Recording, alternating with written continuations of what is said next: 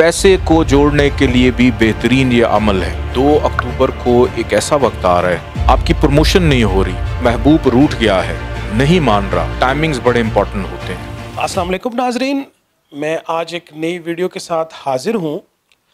आज हम जानेंगे एक ऐसा फिनोमिना, एक ऐसा मौजू जो सदियों से एक खौफ की अलामत समझा जाता है। मेरी मुराद सूरज ग्रहण है। जब से हमने होश संभाला और हम किताबों में पढ़ते हैं कि सूरज ग्रहण को हमेशा खौफ की अलामत, बर्बादी, तबाही और कुछ नाराज़गी से मंसूब किया जाता रहा। इसी चीज़ को जानने के लिए, इसको एक्सप्लोर करने के लिए ज़ंजानी साहब इसको किस नज़र से देखते हैं, जल्दी से शाह साहब से पूछते हैं कि सूरज ग्रहण आने वाले दिनों में आ रहा है तो एक दफ़ा फिर हम खौफ, परेशानी या एक ऐसे उस कैफियत में चले जाएंगे जो अरसा दराज से हम सुनते आ रहे हैं। बहुत शुक्रिया बुखारी साहब आपका। और बिल्कुल ऐसा नहीं है कि जब भी सूरज ग्रहण लगे तो आप किसी खौफ का शिकार हों। सबसे पहली बात तो ये है कि सूरज ग्रहण जब भी लगता है, सुन्नत रसूल हज़रत मोहम्मद मुस्तफ़ा सल्लल्लाहु अलैहि वसल्लम है कि आप नमाज कसूफ़ जो है वो अदा करें। और इसको अगर आप पढ़ना चाहें तो ज़ंजानी जंतरी के अंदर आपको इसका तरीक़ाकार मिल जाएगा कि किस तरह से आप पढ़ सकते हैं, या आप किसी भी मौलाना साहब से पूछ सकते हैं। एक तो ये पढ़ी जाती है। अभी 2 अक्टूबर को एक ऐसा वक्त आ रहा है जिसमें लगने जा रहा है सूरज ग्रहण। और सूरज ग्रहण लगेगा 2 अक्टूबर को रात 8:42 पर, और इसका आगाज़ हो जाएगा और फिर ये 3 अक्टूबर को ख़त्म होगा, जाके रात को 2:47 पर ये ख़त्म होगा। यानी ये बड़ा तवील ग्रहण है, 6 घंटे और तकरीबन यूँ समझ लें कि 7 घंटे का तवील ग्रहण होगा। ग्रहण को एस्ट्रोलॉजिकली अगर हम देखें, एक तो मेडिकली और साइंटिफिकली देखें तो ये कहा जाता है कि इसकी जो नेगेटिव वेव्स आती हैं उससे आपको बचना चाहिए, क्योंकि वो आपकी ह्यूमन बॉडी के ऊपर, आपकी आंखों पे, अगर जैसे ख़वातीन प्रेग्नेंट हैं उनके शिकम के अंदर बच्चों को नुकसान पहुंचता है और आपके मामलात में ख़राबी होती है।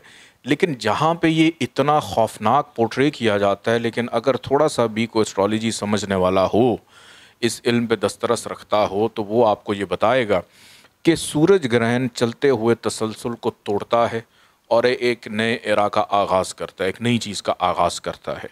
कि अगर आपको ये वक्त मिल जाए तो ये वो वक्त होता है कि जिसके अंदर आप नमाज कसूफ़ अदा करने के बाद एक ऐसा अमल करें, एक ऐसी दुआ करें कि जैसे आप नई चीज़ की इब्तदा कर रहे हैं। तो आप यकीन जानिए कि अगले 1 साल तक के लिए आपको अल्लाह पाक की मदद और नुसरत से उसमें आपको यकीन हो जाता है नहूसत से दूर होने का। मैं इस ग्रहण के हवाले से एक छोटा सा अमल बता देता हूँ, क्योंकि टाइमिंग्स बड़े इंपॉर्टेंट होते हैं। कि आप इस ग्रहण के इस टाइम के दौरान आप 7 जौ के दाने ले लें और हर एक दाने के ऊपर आपने 7 दफ़ा सूरह कदर पढ़नी है। और उन दानों को आप अपने वॉलेट में रख लें कि पहले 14 दफ़ा दरूद पढ़ें, फिर एक दाने पे 7 दफ़ा सूरह कदर पढ़ें, फिर दूसरे दाने पे 7 दफ़ा पढ़ें, फिर इसी तरह तीसरे दाने पे, इसी तरह 7 दानों के ऊपर 7 दफ़ा सूरह कदर पढ़ के आखिर में 14 दफ़ा दरूद पाक पढ़ने के बाद इसका सवाब हदिया करें। बीबी फातिमा ज़हरा सलामुल्लाह अलैह उनके वसीले से दुआ करें।